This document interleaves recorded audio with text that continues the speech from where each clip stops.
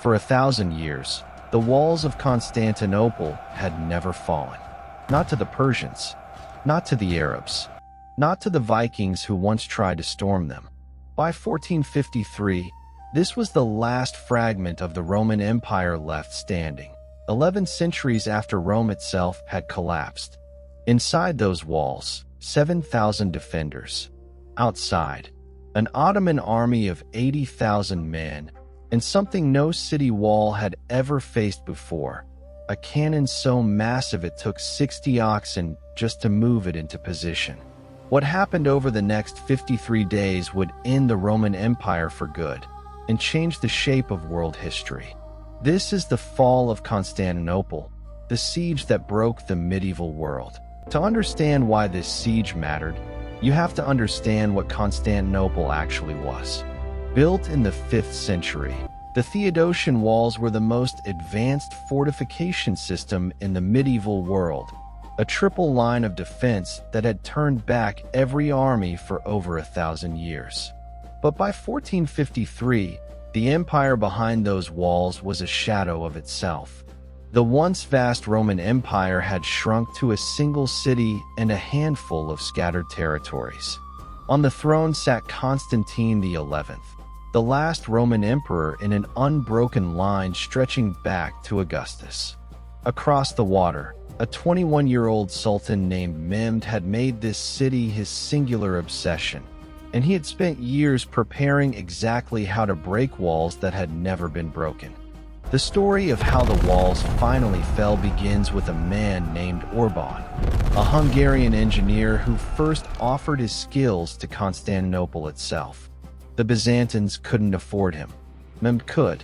Within months, Orban had built the largest cannon the world had ever seen, 27 feet long, capable of firing a stone ball weighing over half a ton. On April the 6th, 1453, the siege officially began. The great cannon roared for the first time, and the sound reportedly could be heard from miles away. Stone shattered where it struck.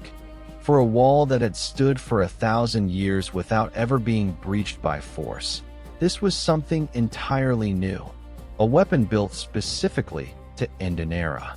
For weeks, the bombardment continued almost without pause. Each day, Ottoman gunners fired the great cannon a handful of times. Reloading took hours, but every shot tore deeper into the walls. Emperor Constantine ordered his people out at night to repair the damage with wood, rubble, anything they could find, racing to rebuild before dawn brought the next barrage. It became a brutal daily cycle. Destruction by day, desperate reconstruction by night. Meanwhile, Mehmed tried something else entirely. He ordered his engineers to dig tunnels beneath the walls, hoping to collapse them from below instead of battering them from above. The defenders had a countermeasure of their own, a Byzantine engineer skilled in detecting underground digging, who located and destroyed tunnel after tunnel before. By late May, Mehmed had a problem. His fleet couldn't get past the massive iron chain the Byzantines had stretched across the entrance to the Golden Horn, blocking his ships from attacking the city's weaker sea walls.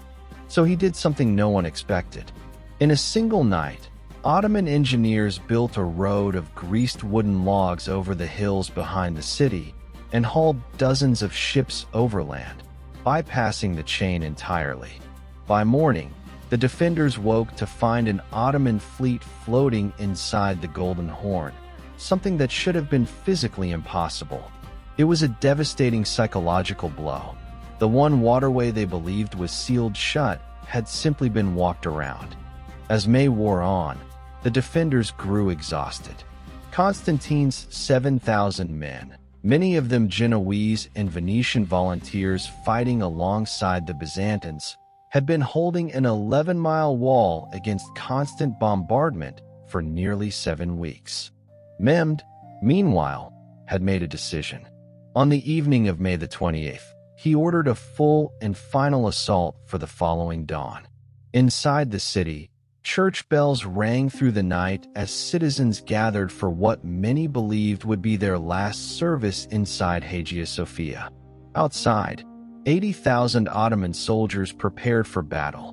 Both sides understood, without needing to say it, that this was the end of the siege one way or another. The final assault began before dawn on May the 29th. Wave after wave of Ottoman soldiers threw themselves at the walls. The first wave was irregular troops, sent in almost as a sacrifice to exhaust the defenders. The second wave, disciplined Anatolian soldiers, pressed harder. Then came the Janissaries, the Sultan's elite infantry, the most feared soldiers in the Ottoman world. Somewhere in the chaos, a small postern gate called the Kirka Porta was found unlocked, left open by accident in the confusion of battle. A group of Ottoman soldiers slipped through it. Almost simultaneously, the Genoese commander defending a key section of wall was struck down and carried from the battlefield, and his soldiers, seeing him fall, began to retreat. Panic spread along the wall. Defenders, believing the line was collapsing, began abandoning their positions in growing numbers. Ottoman soldiers pouring through the Kirka Porta gate now attacked the wall's defenders from behind, while the main force pressed forward from the front. Emperor Constantine, seeing the walls beginning to fall, reportedly tore off his imperial regalia so he wouldn't be recognized and captured, and charged into the fighting alongside his remaining soldiers. He was never seen again. His body was never confirmed to have been found. The last Roman emperor in an unbroken line stretching back nearly 1,500 years vanished into the chaos of his own city's final hour. By mid-morning, the city had fallen. Ottoman soldiers poured through the streets. Mehmed had promised his troops 3 days of plunder as payment for the siege, and for a brief and brutal period, that promise was kept. But Mehmed himself rode directly to Hagia Sophia, the greatest cathedral in the Christian world, and rather than destroying it, he ordered it preserved and converted into a mosque. It stands to this day, its architecture unchanged across nearly 6 centuries.